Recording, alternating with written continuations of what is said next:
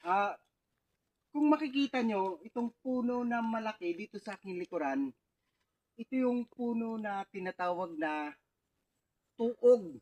Dahil dalawa sila, tu, saka yung ug na tinatawag.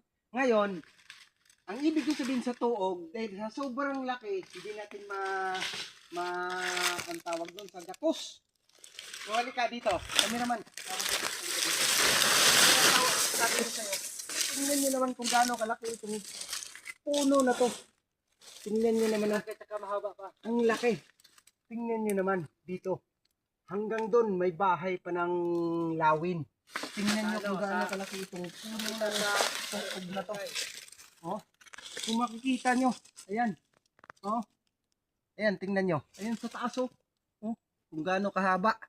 Kung gaano kataas. So ayan, ngayon, ang gagawin natin, naakitin ko to hanggang doon.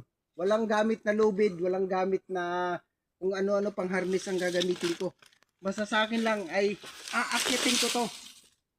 Ha? Bibilib kayo o hindi? Basta aakitin ko to. Okay, ready? Aakitin ko to. Hindi lang ba?